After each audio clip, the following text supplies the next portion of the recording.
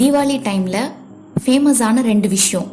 ஒன்று பட்டாசு, ரெண்டாவது குலாப் ஜாமுன். எல்லாருமே குலாப் ஜாமுன் ட்ரை பண்ணி பார்த்துருப்போம்.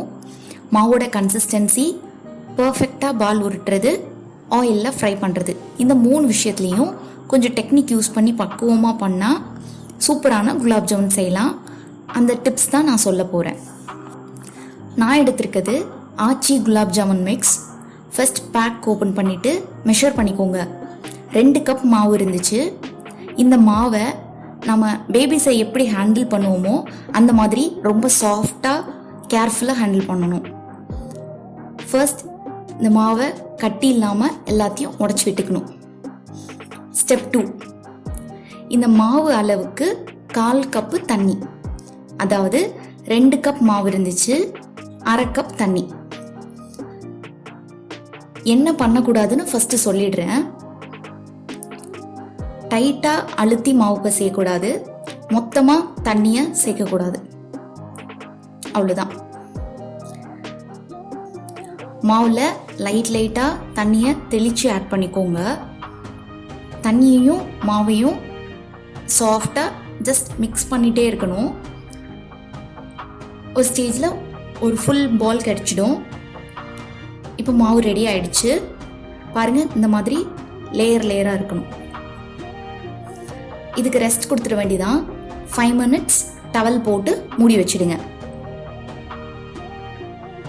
ஸ்டெப் 3, இப்போ ஜீரா வாட்டர் ரெடி பண்ண போகிறோம். மாவு அளவுக்கு ஈக்குவலாக சுகர், ஈக்குவலாக தண்ணி. அதாவது 2 கப் மாவு இருந்துச்சு, 2 கப் சுகர், 2 கப் தண்ணி. 400 ml சுகர், 400 ml தண்ணி எடுத்துக்க போகிறோம். சுகர் 2 கப், தண்ணி 2 கப் ஊற்றிட்டு ஸ்டவ் ஆன் பண்ணிடுங்க. தென் ஏலக்காய் பொடி. சுகர் படியாமல் இருக்கிறதுக்கு 4 drops லெமன் ஜூஸ். தண்ணி நல்லா கொதிச்சதும் ஸ்டவ் ஆஃப் பண்ணிட வேண்டியதான். ஜீரா வாட்டர் ரெடி ஆகிடும். இது ரெடி ஆகிறதுக்கு 4 to 5 நிமிஷம் தான் ஆகும். ஸ்டெப் 4, 5 நிமிஷம் ஆயிடுச்சு. இப்போது பால் செய்ய ஆரம்பிக்க போகிறோம். சின்னதாக ஒரு பீஸ் எடுத்துட்டு அகெயின் மாவை டவல் போட்டு மூடி வச்சுக்கோங்க. மாவு ட்ரை ஆகிடுச்சுன்னா வெடிச்சு வர ஆரம்பிச்சிடும். மாவு எவ்வளோ மாய்ஸ்டர் இருக்கோ அந்த அளவுக்கு சாஃப்டாக ஜாமுன் இருக்கும். 1 centimeter அளவுக்கு மாவு எடுத்துக்கோங்க. அதை உள்ளங்கையில் வச்சுட்டு ஸ்லோவாக அழுத்தி ப்ரெஸ் பண்ணி ரொட்டேட் பண்ணிவிட்டு ரிலீஸ் கொடுத்துட்டு ஸ்பீடாக உருட்ட ஆரம்பிச்சிட வேண்டியதான். அவ்வளோதான், சிம்பிள். பாருங்கள், எந்த கிராக்கும் இல்லாமல் ரவுண்டாக வந்திருக்கு. மறுபடியும் செஞ்சு காமிக்கிறேன். மாவு எடுத்துட்டு உள்ளங்கையில் வச்சுட்டு ஸ்லோவாக அழுத்தி ப்ரெஸ் பண்ணிகிட்டே ரொட்டேட் பண்ணிகிட்டே இருங்க. ரிலீஸ் கொடுத்துட்டு ஸ்பீடாக உருட்ட ஆரம்பிச்சிடுங்க. பர்ஃபெக்ட் ஷேப்பில் பால் வந்துடும். மாவெல்லாம் உருட்டியாச்சு. ஃப்ரை பண்ணுறதுக்கு ரெடி ஆயிடுச்சு. ஸ்டெப் 5, ஃப்ரை பண்ண போகிறோம். ஆயில் கொஞ்சம் நிறையாவே எடுத்துக்கோங்க. ஏன்னா ஆயிலில் போட்டதும் பால்ஸ் எல்லாம் அப்படி உப்பி மேலே வர ஆரம்பிச்சிடும். ஹீட் எப்படி இருக்கும்னு சொல்லிடுறேன். ஹை ஃப்ளேம் ஆர் ரொம்ப சூடாக இருந்துச்சுன்னா பால்ஸ் எல்லாமே கருகிடும், உள்ளே வேகாது. லோ ஃப்ளேமில் இருந்தால் உப்பியும் வராது.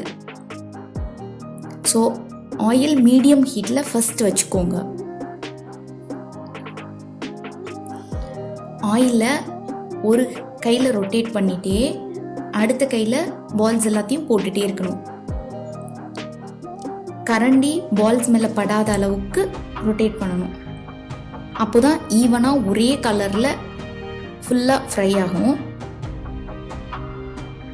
இது ஃப்ரை பண்ணி முடிக்கிற வரைக்கும் ரொட்டேட் பண்ணிகிட்டே தான் இருக்கணும். இந்த மாதிரி கலர் டார்க்காக வந்ததும் சுகர் சிரப்பில் சூடாகவே சேர்த்துடுங்க. ஃபஸ்ட்டு ஷிஃப்ட் ஃப்ரை பண்ணி எடுத்ததும் ஆயில் ரொம்ப நல்லா சூடாக இருக்கும். ஸோ லோ ஃப்ளேமுக்கு மாற்றிடுங்க. அவ்வளோதான். பாருங்கள், சூப்பராக ஃப்ளஃபி குலாப் ஜாமுன் ரெடி ஆகிடுச்சு. இந்த சுட சுட குலாப் ஜாமுனோட சில்லுன்னு ஒரு ஐஸ்கிரீம் சேர்த்து சாப்பிட்டு பாருங்கள், ரொம்ப சூப்பராக இருக்கும். நீங்களும் நான் சொன்ன டிப்ஸ் எல்லாத்தையும் ஃபாலோ பண்ணி ட்ரை பண்ணி பாருங்கள். குலோப் ஜாமுன் எப்படி வந்திருக்குன்னு கமெண்ட் பண்ணுங்கள்.